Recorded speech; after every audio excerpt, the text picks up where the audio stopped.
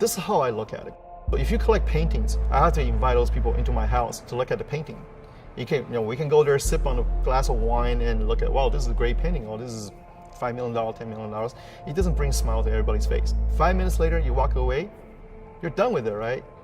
Car, imagine, if you're curious about a certain car, you've never driven it before.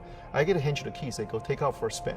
Come back, you're gonna have a memory and smile that you talk about for generation afterwards.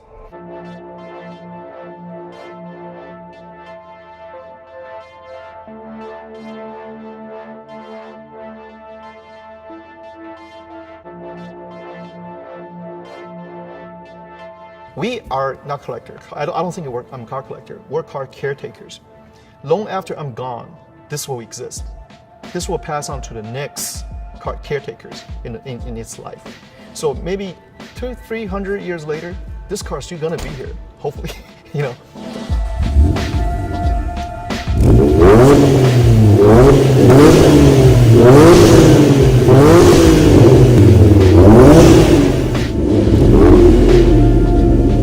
When we're taking care of these cars, we want to pass on the message that the creator created to generation and generation after. Hi, my name is Sean Lee, and I drive a 1991 Acura NSX.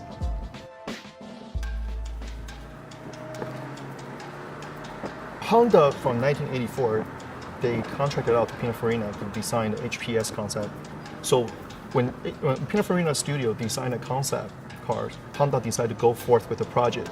So at the time, don't forget, there's a lot of great cars on the market. You had the Ferrari that had a 328 GTS, and the Porsche back in 1984, they still had the 911. It's not quite a 964, they have the 911. Don't forget, also in the 90s, this car has the influence from Ayrton Senna, which is one of my all-time favorite driver, probably among everybody.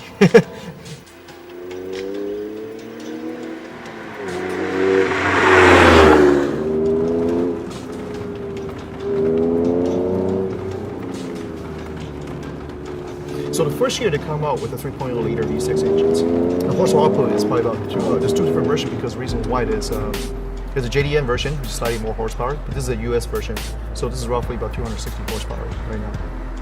So the cockpit was taken after the cockpit of the F-16 fighters, which at the time, you gotta think back in 1990 or 80s, extremely hard because you had to be able to get close to the fighter jet itself without being shot.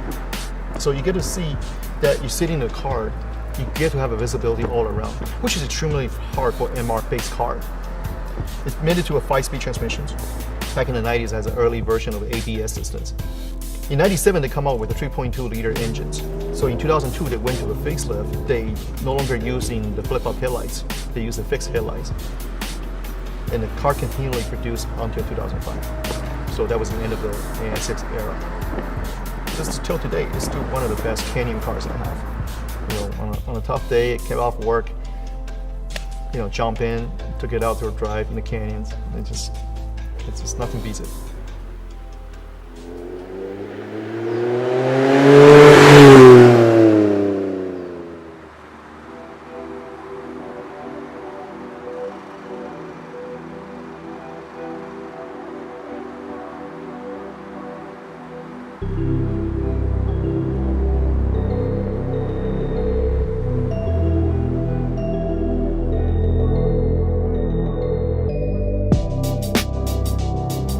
Honda, from back in the day, they're known for building super reliable VTEC motor. You know, we had the Civic, we had the EG, we had the EF.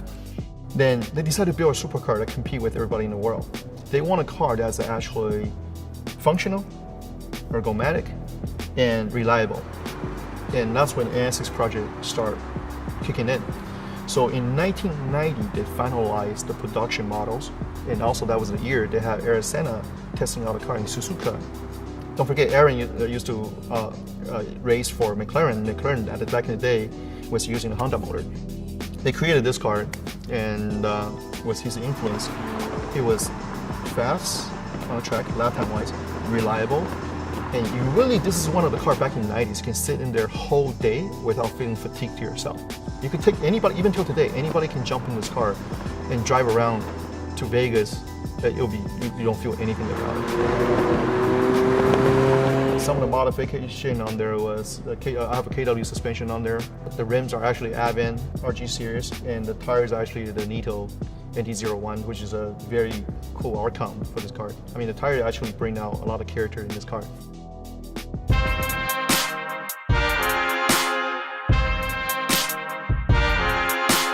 NSX has always been one of my top favorite because it's influenced by one of my friends. He's called Mr. Ken Okuyama. And he was for Pininfarina Design back in the days. I've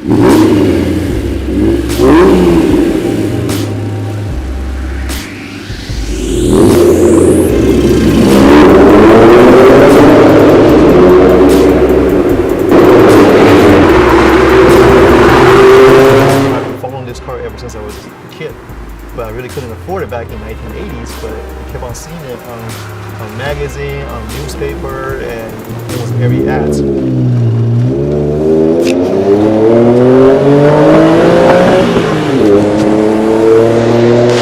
From the JDM world, I think NSX representing the best of the JDM side. I know people are going to be controversial about this because people are going to say there's the Skyline, there's the Supra, you know, but I think for a company, they devote their dedication to making a particular car compete in the world platform, world market. I feel that's very noble of them.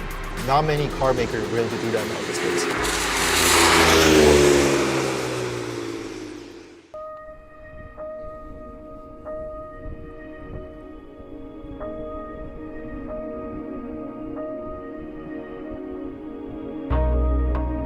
This is the only car that first came out, the market can engage the driver's emotion towards what you want to accomplish with the car.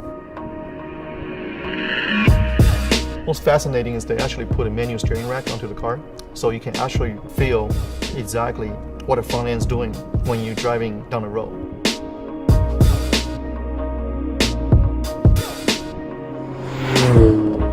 From German engineering perspective, German guys are very focused on engineering. They build a car, they believe that driver's perspective, you should come and learn how to use my creations. So if you go back to look at older Porsches, your steering wheel is off center, and you're sitting off to the side, right? And your mirrors are offsetted, right? Then you look at Ferrari, they build beautiful, beautiful cars. They are basically beautiful sculptures. But same thing, they don't care about ergonomics. Your sitting position is not very correct. The seats are, so Lamborghini, the seats are actually points, totally different directions. But they build beautiful cars for you to look at. A lot of car offers feedbacks, but nothing to this level even as of today. You know, you always have the Ariel Atom, which is really, really, truly hardcore. Then you have the BSC model. Then you have all these cars. But for a production car that you can buy off the showroom to have this kind of feedbacks in the United States, it's pretty much almost non-existent.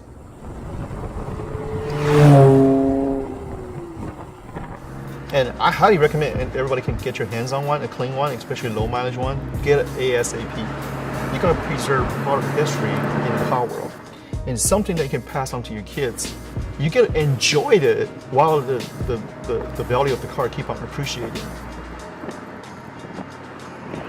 The affection and the emotion that this car can extract out of you, you can't compare to anything else. NA is the only way to extract the true sound of the engine. You want to hear that scream, you want to hear, the sound that comes out of it. Imagine you control the sound with that shift. You want it to scream, just stays in gear. You want to go to another gear, just, that's why having cars like this is all about, man. This is, it's a joy and it's only one of this.